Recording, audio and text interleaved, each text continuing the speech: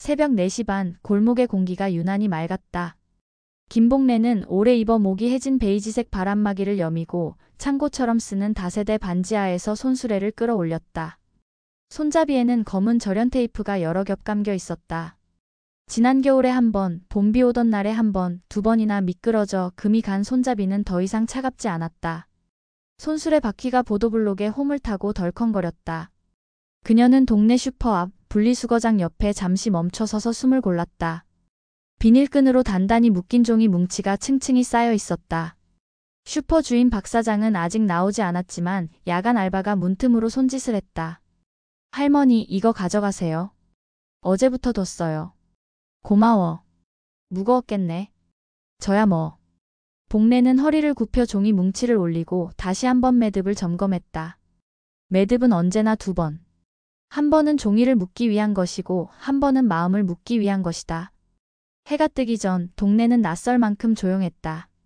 가끔 개 짖는 소리, 우체국 트럭이 브레이크 잡는 소리, 새벽 라디오 진행자가 오늘 하루도 힘내십시오라고 낮은 목소리로 말하는 소리가 먼 데서 들려왔다.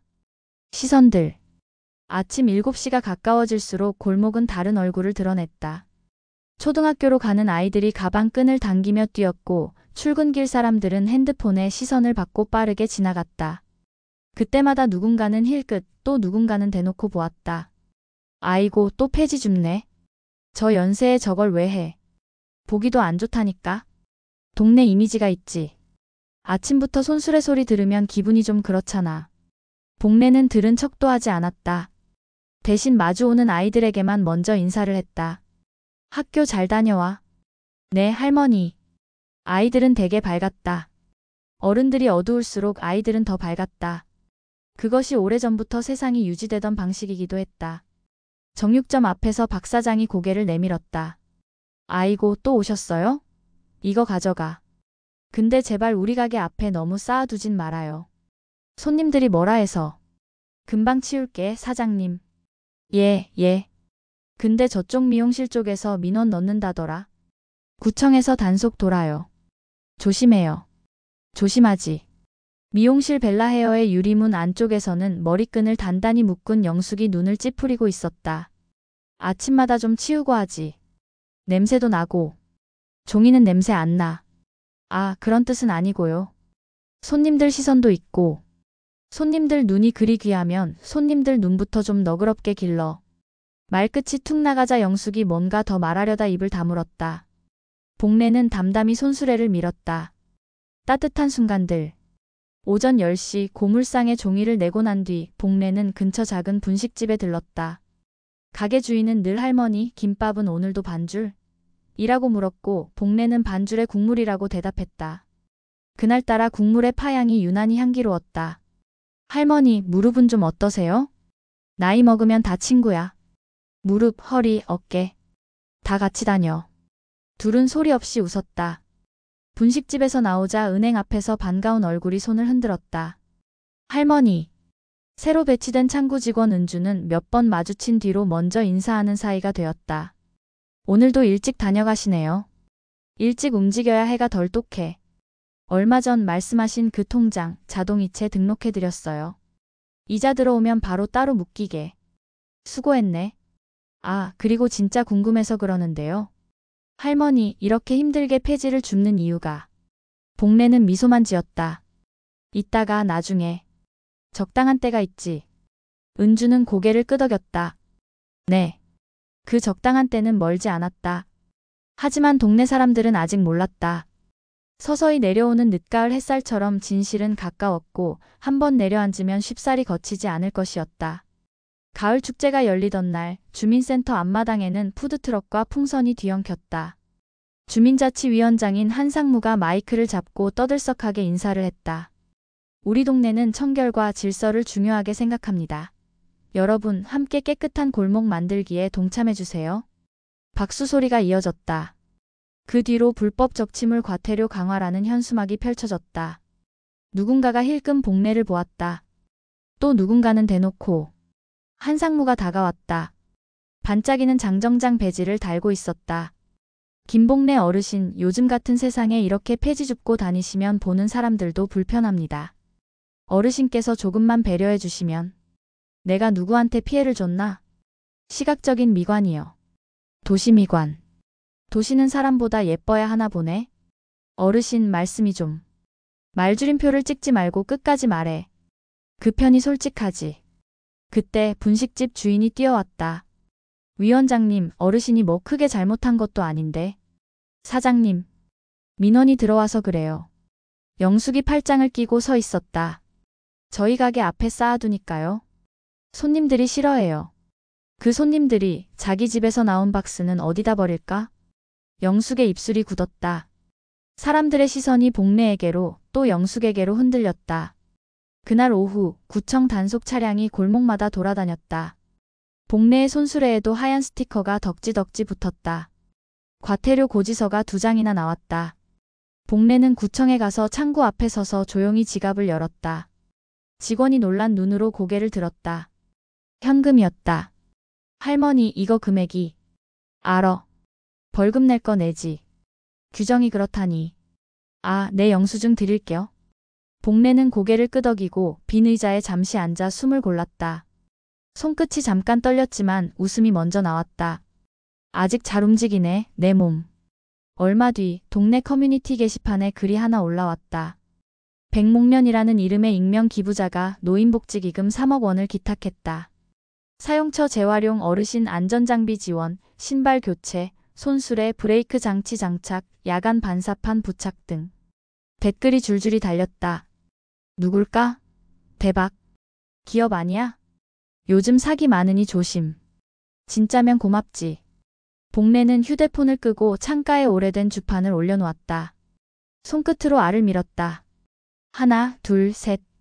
숫자는 거짓말을 하지 않는다. 대신 숫자를 보는 눈은 거짓말을 할 때가 많다. 진실. 그녀의 방 안에는 통장이 12권 있었다. 노란 것, 초록 것, 표지가 달아 글자가 희미해진 것. 첫 통장은 남편이 세상을 떠난 해의 봄에 만들었다. 생활비를 빼고 남은 건 무조건 저축. 남편은 늘 그 말을 했다. 남편은 고물상 일을 하다가 사고로 먼저 떠났다. 그날 이후 복례는 손을 놓지 않았다. 손을 놓으면 마음까지 놓아버릴 것 같아서. 세월이 쌓이는 동안 작은 땅 한 조각, 낡은 상가 지분, 은행 채권, 배당주는 천천히 불어났다. 그 모든 것을 감춰주는 가장 든든한 외투가 있었다. 폐지를 줍는 늙은 여자라는 외투. 사람들의 시선은 외투만 봤다. 외투 속은 보지 않았다.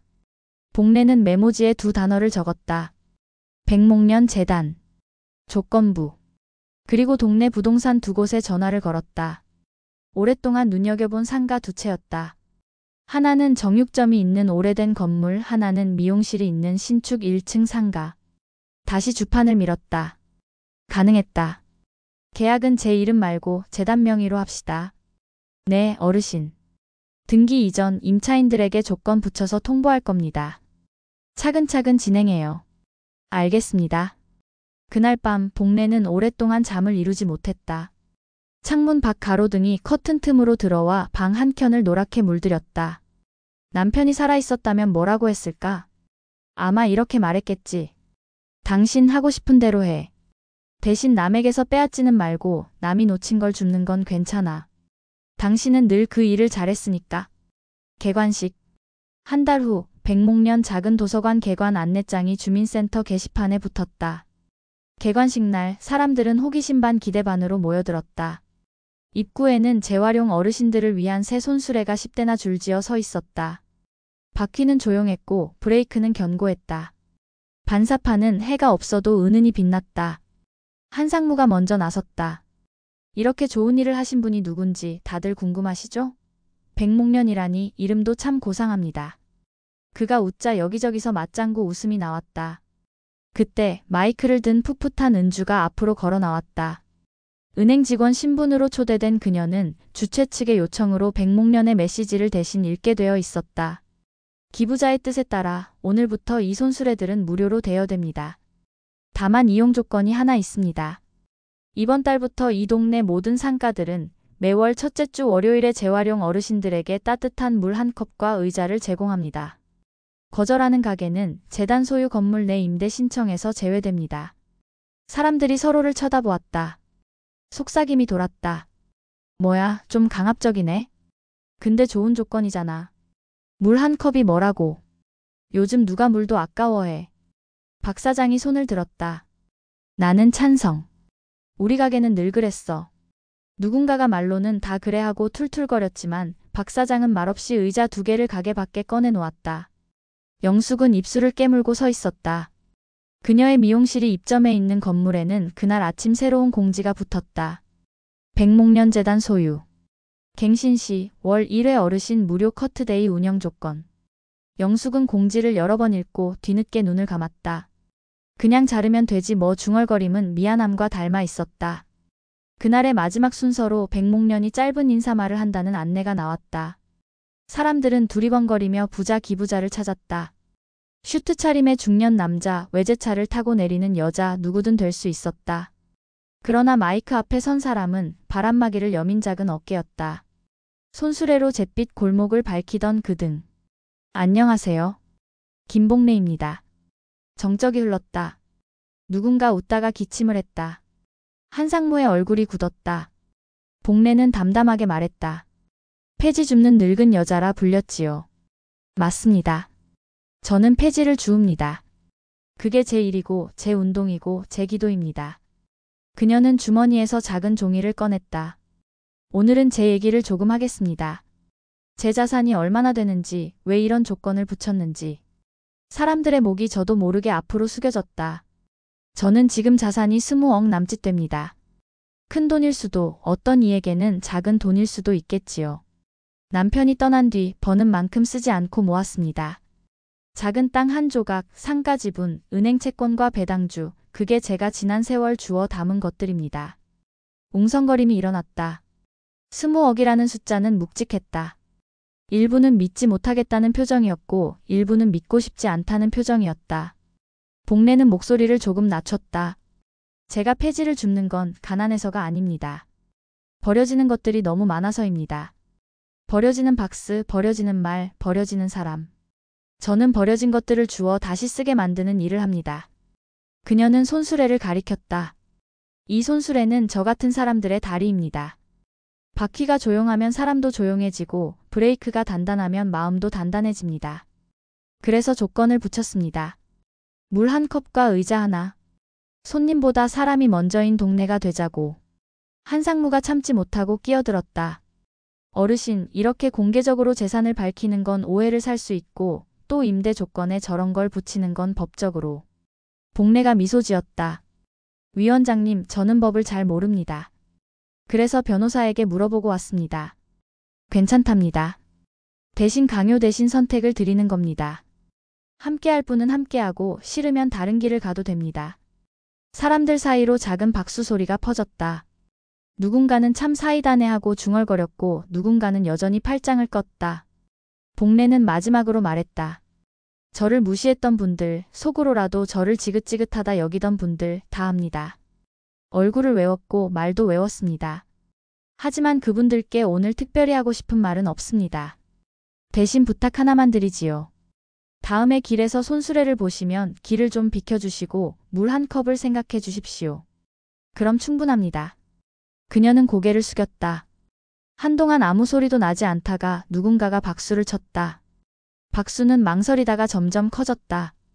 영숙이 가장 먼저 앞으로 나와 말했다. 어르신, 제가 그동안 말이 험했습니다. 죄송합니다. 다음 주부터 어르신 커트데이 할게요. 제일 먼저 예약하세요. 박 사장도 손을 흔들었다. 우리 가게 앞 의자 오늘부터 놉니다. 따뜻한 물은 2잔까지. 사람들이 웃었다. 웃음은 가을 하늘처럼 맑았다. 변화는 그날로 시작되었다. 도서관 옆 작은 마당에서는 매주 토요일마다 종이학교가 열렸다. 아이들은 우유팩을 펴서 모으는 법, 박스를 칼 없이 접는 법, 고무장갑에 반사 테이프를 붙이는 법을 배웠다. 아이들이 배우면 부모도 배웠다. 정육점은 매주 수요일에 어르신 국거리 나눔을 시작했다. 미용실은 첫 월요일마다 백발 염색 대신 두피 마사지 컷 무료 서비스를 했다. 처음에는 사진을 찍어 보여주기 위한 행사처럼 어색했지만 3번째, 4번째가 되자 서로의 이름을 묻고 안부를 챙기게 되었다. 한상무는 주민자치위원회 회의에서 우리도 배워야 한다며 폐지 수거 노선 지도를 만들자고 제안했다. 그는 복례를 찾아가 물었다. 어르신, 손수레로 다니는 길을 지도에 그려주실 수 있겠습니까? 복례는 연필을 들어 길을 그렸다. 오르막길에는 작은 별표를, 위험한 코너에는 동그라미를 쳤다. 여긴 밤에 어둡다. 여긴 빙판 생긴다. 여긴 개 조심. 한상무는 조용히 고개를 끄덕였다. 고맙습니다. 그의 목소리는 묵직했고 진심이 담겨 있었다. 어느 저녁 영숙이 미용실 문을 닫고 복례를 기다렸다. 어르신, 라면 드시고 가세요. 김치도 있고. 라면을 밤에 먹으면 부어요. 그럼 반만. 둘은 반만 먹는 라면을 마주하고 웃었다. 영숙은 숟가락을 내려놓고 조용히 말했다. 저도 어릴 때 엄마가 시장에서 장사를 했어요. 손님들이 코를 막고 지나갈 때가 많았죠. 그게 얼마나 싫었는지. 그런데 제가 그 말을 어르신께 했네요. 미안해요. 사람이 사람을 잊을 때가 있지. 그럴 때 기억나게 하는 게 동네고 우리가 사는 이유야. 겨울과 마지막 편지. 겨울이 오고 첫눈이 내리던 날 주민센터에서는 백목령 공로상 시상이 있었다. 복례는 상을 받으러 나오지 않았다. 대신 은주가 또 마이크를 잡았다. 기부자는 상을 사양하셨습니다. 대신 마지막 편지 한 장을 맡기셨습니다. 사람들은 숨을 죽였다. 은주는 천천히 읽었다. 사람을 겉으로 판단하는 건 눈의 게으름입니다. 돈으로 판단하는 건 마음의 게으름입니다. 저는 둘 다 게으르지 않으려고 살았습니다. 저를 무시했던 분들, 이제 그 무시를 다른 누군가에게 건네지 않으셨으면 합니다. 버려지는 것들을 한 번만 더 보아주십시오. 김복례. 눈이 소복이 쌓였다.